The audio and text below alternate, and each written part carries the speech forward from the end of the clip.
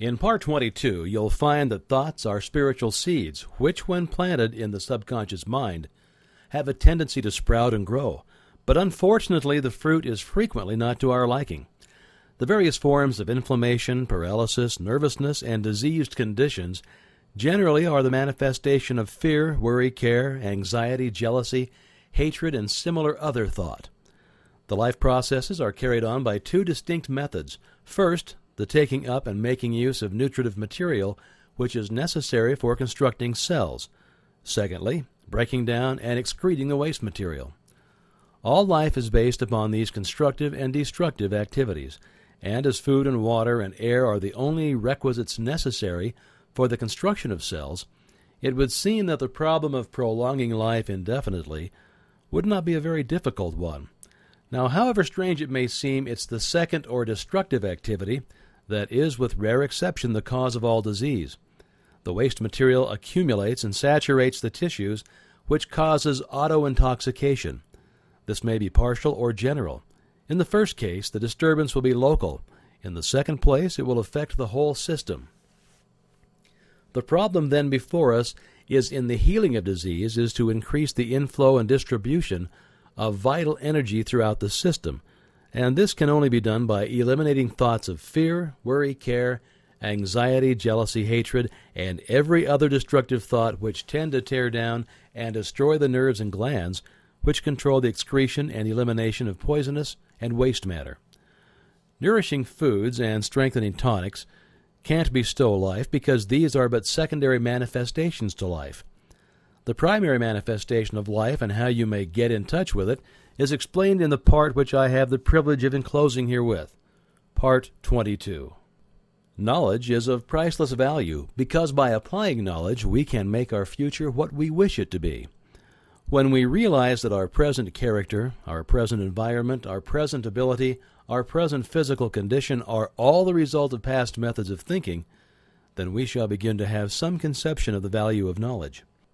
If the state of our health is not all that could be desired, let us examine our method of thinking. Let's remember that every thought produces an impression on the mind.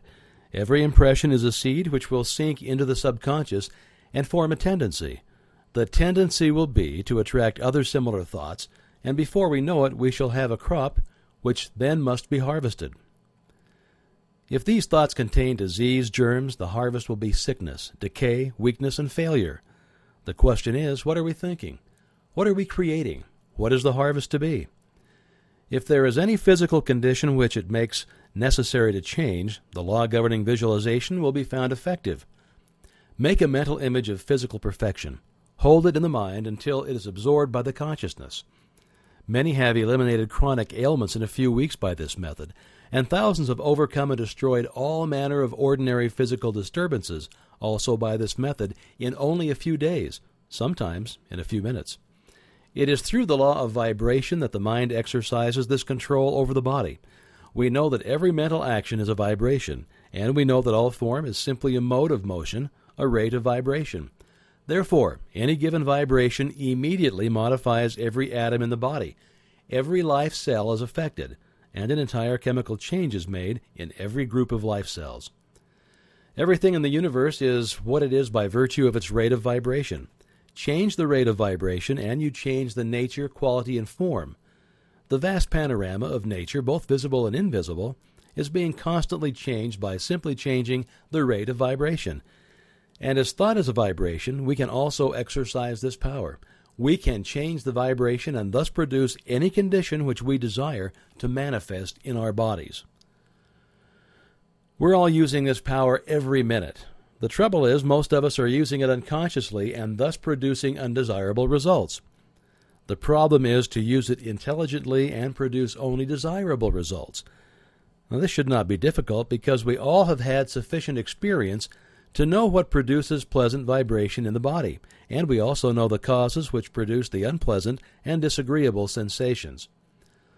All that is necessary is to consult our own experience. When our thought has been uplifted, progressive, constructive, courageous, noble, kind, or in any other way desirable, we have set in motion vibrations which brought about certain results. When our thought has been filled with envy, hatred, jealousy, criticism, or any of the other 1,001 forms of discord, certain vibrations were set in motion which brought about certain other results of a different nature, and each of these rates of vibration, if kept up, crystallized in form. In the first case, the result was mental, moral, and physical health, and in the second case, discord, inharmony, and disease. We can understand, then, something of the power which the mind possesses over the body. The objective mind has certain effects on the body which are readily recognized. Someone says something to you which strikes you as ludicrous, and you laugh, possibly until your whole body shakes, which shows that thought has control over the muscles of your body. Or someone says something which excites your symphony, and your eyes fill with tears, which shows that thought controls the glands of your body. Or someone says something which makes you angry, and the blood mounts to your cheek, which shows that thought controls the circulation of your blood. But as these experiences are all the results of the action of your objective mind over the body, the results are of a temporary nature. They soon pass away, and they leave the situation just as it was before. Now let's see how the action of the subconscious mind over the body differs. You receive a wound, thousands of cells being the work of healing at once. In a few days or a few weeks, the work is complete. You may even break a bone. No surgeon on earth can weld the parts together, and I'm not referring to the insertion of rods or other devices to strengthen or replace bones. Now, he may set the bone for you, and the subjective mind will immediately begin the process of welding the parts together, and in a short time the bone is as solid as it ever was. You may swallow poison. The subjective mind will immediately discover the danger and make violent efforts to eliminate it. You might become infected with a dangerous germ. The subjective will at once commence to build a wall around the infected area and destroy the infection by absorbing it in the white blood corpuscles, which it supplies for exactly that purpose. These processes of the subconscious mind usually proceed without our personal knowledge or direction, and so long as we don't interfere, the result is perfect. But as these millions of repair cells are all intelligent and respond to our thought, they are often paralyzed and rendered impotent by our thoughts of fear, doubt, and anxiety. They're like an army of workmen ready to start an important piece of work, but every time they get started on the undertaking, a strike is called, or plans changed, until they finally get discouraged and give up. The way to health is founded on the laws of vibration, which is the basis of all science, and this law is brought into operation by the mind, by the world within. It's a matter of individual effort and practice. Our world of power is within. If we are wise, we shall not waste time and effort in trying to deal with effects as we find them in the world without, which is only an external reflection. We shall always find cause in the world within. By changing the cause, we can then change the effect. Every cell in your body is intelligent and will respond to your direction. The cells are all creators and will create the exact pattern which you give them. Therefore, when perfect images are placed before the subjective, the creative energies will build a perfect body. Brain cells are constructed in the same way. The quality of the brain is governed by the state of mind or mental attitude, so that if undesirable mental attitudes are conveyed to the subjective, they will in turn be transferred to the body. We can therefore readily see that if we wish the body to manifest health, strength, and vitality, this must be the predominant thought. We know then that every element of the human body is the result of a rate of vibration. We know that mental action is a rate of vibration. We know that a higher rate of vibration governs, modifies, controls, changes, or destroys a lower rate of vibration. We know that the rate of vibration is governed by the character of brain cells, and finally, we know how to create these brain cells. Therefore, we know how to make any physical change in the body we desire, and having secured a working knowledge of the power of the mind to this extent, we've come to know that there is practically no limitation which can be placed upon our ability to place ourselves in harmony with natural law, which is omnipotent. This influence or control over the body by mind is coming to be more and more generally understood, and many physicians are now giving the matter their earnest attention. Dr. Albert T. Schofield, who has written several important books on the subject, says the subject of mental therapeutics is still ignored in medical works generally. In our physiologies, no reference is made to the central controlling power that rules the body for its good. and the power of the mind over the body is seldom spoken of. Well, no doubt many physicians treat nervous diseases of functional origin wisely and well, but what we contend is that the knowledge they display was taught at no school, was learned from no book, but it is intuitive and empirical. This is not as it should be. The power of mental therapeutics should be the subject of careful, special, and scientific teaching in every medical school. We might pursue the subject of maltreatment or want of treatment further in detail and describe the disastrous results of neglected cases, but the task is an invidious one. There can be no doubt that few patients are aware how much they can do for themselves. What the patient can do for himself, the forces he can set in motion, are as yet unknown. We're inclined to believe that they're far greater than most imagine and will undoubtedly be used more and more.